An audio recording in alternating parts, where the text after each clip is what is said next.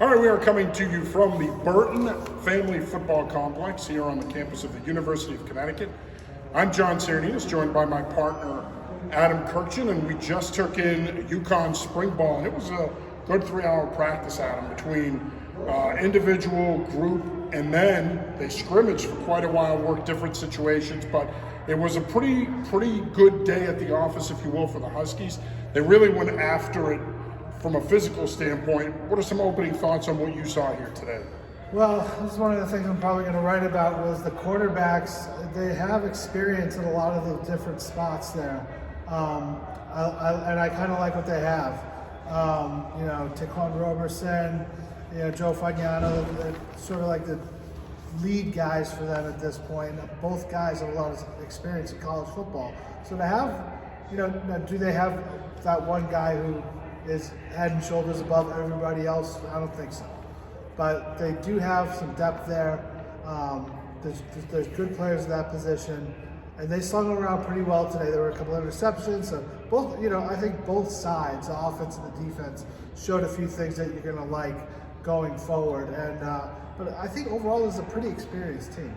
Yeah, you mentioned the quarterbacks, obviously Roberson and Fagnano. Both of them are in a competition to be the starter. That's not going to be decided probably until week 1 when they get ready for Maryland. I thought both of them had their moments.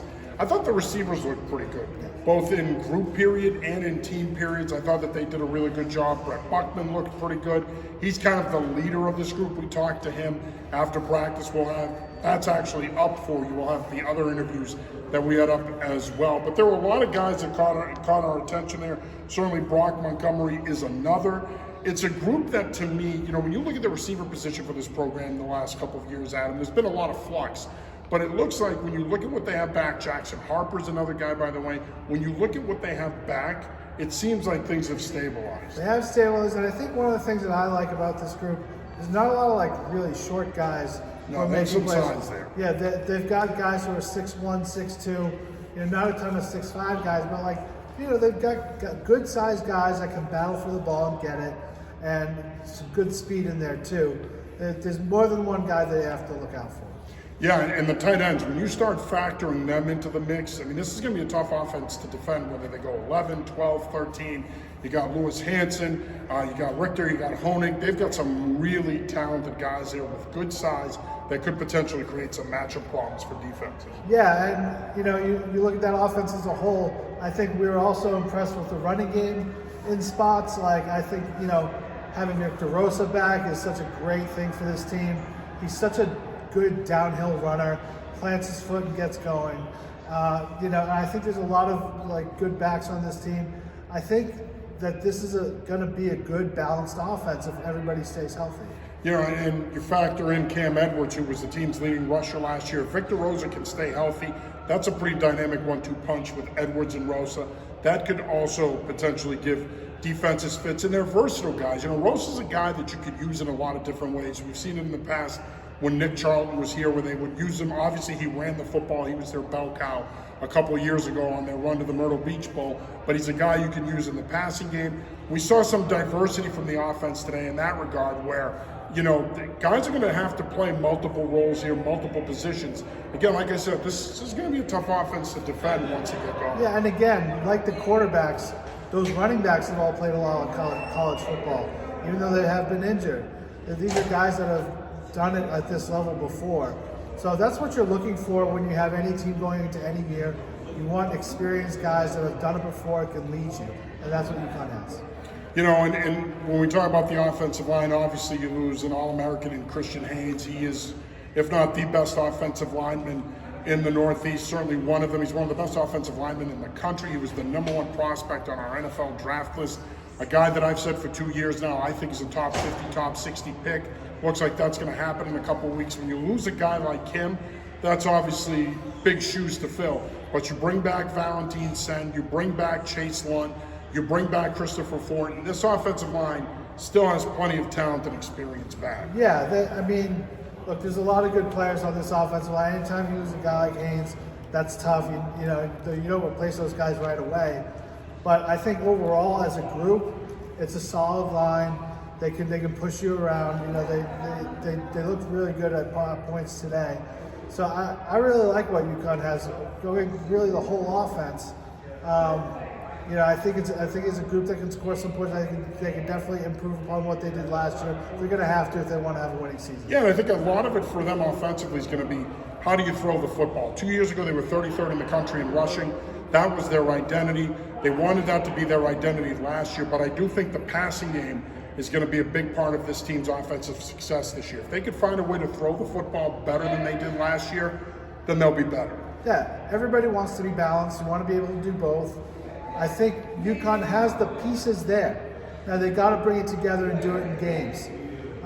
It's going to be tough. They play some good teams, but I do think, with Edwards and Rosa, it's such a solid building block for the running game, and then they got all these quarterbacks coming back.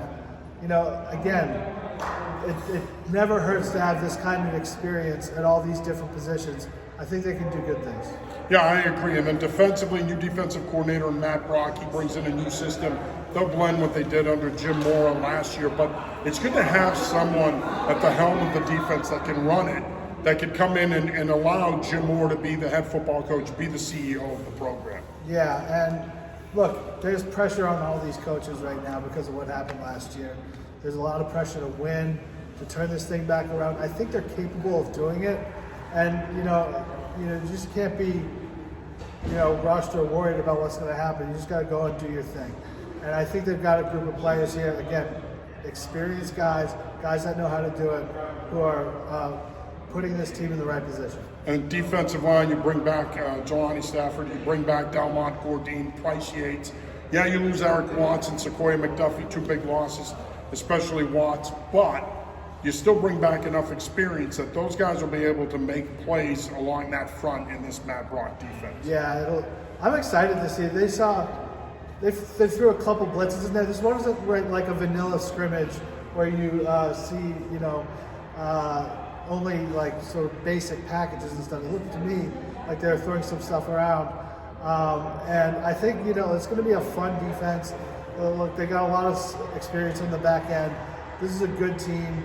It's going to take all of them together to have the type of season that they want. And then you got Tua Brown at linebacker, Nate Voorhees, guys that played a bunch last year, starters last year at various points in the season. Obviously going to replace Jackson Mitchell.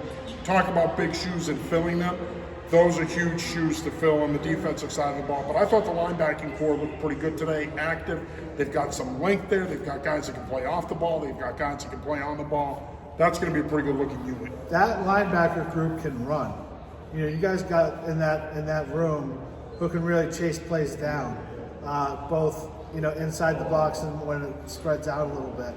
I think, look, again, a lot of these position groups looked really good today.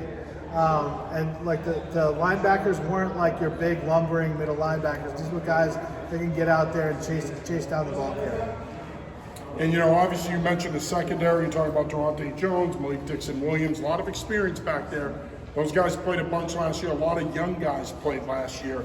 That experience on the back end is going to really help this defense. And from what we've seen, that secondary is going to play a big role in this defense. Yeah, I think in today's college football, if you don't have a good experienced secondary, you're in trouble. Everybody throws. Yeah, and that's the case at any level, right? Because if you're going to do the things you want to do with that front seven in terms of pressures and moving people around, you better be sound on the back end. Whether you're a man, zone team, a match team, whatever the case might be, you better have guys on the back end that can play, because if you can't match up on the back end, you can't be as exotic or creative as you want on the front end. No, there's got to be a balance between all of it. But again, I just feel like this is going to be an aggressive defense. I think they're going to come after guys. They're not going to wait for the offense to dictate to them. They're going to want to dictate to you. So it's going to be pretty interesting to see how that plays out. And not to sound like our good friend Kevin Stone, but one of the things you noticed with Brock was the intensity was ratcheted up. They did the donut tackling drill, the defensive line, linebackers. He got after him in that drill. I mean, he brings an edge to this defense. And again, not that wasn't there before, because it was, but I think part of bringing that edge is he brings a freshness with him. It's a new scheme. It's a new style of coaching. That's going to come with it. Yeah, I feel like at this point in the offseason, you want your scrimmages to have that passion and intensity to them, and I think it was there. It's at this point you get sick of hitting your own guys. You want to have some intensity going up against somebody, and I thought that was there today.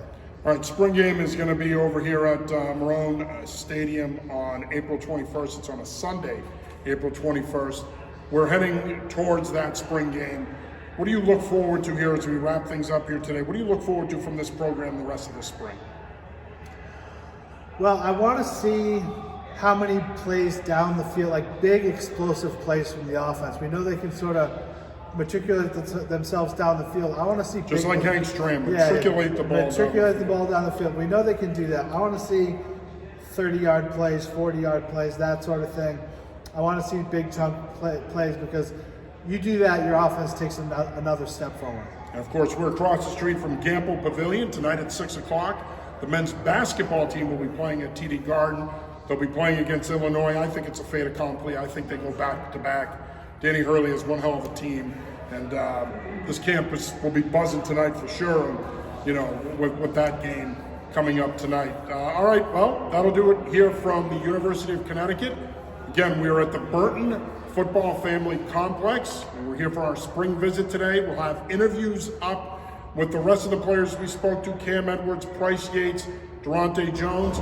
Adam will have his piece up. By tomorrow, I'll have my 5 observations. So plenty of UConn football coverage coming your way. If you want to find it all, you know where it is, anyfootballjournal.com. If you haven't subscribed yet for the best college football coverage in New England, then what are you doing? Get on it. Visit anyfootballjournal.com today. Go over to membership, click on the link, go in and subscribe for $2.99 a month. You truly get some of the best football coverage in New England. We cover the Patriots, college, high school in all 6 states. If you love football, well, we're the right place for you. We're all football all the time. For Adam Kirchin, I'm John Sirenitas. We'll talk to you next time.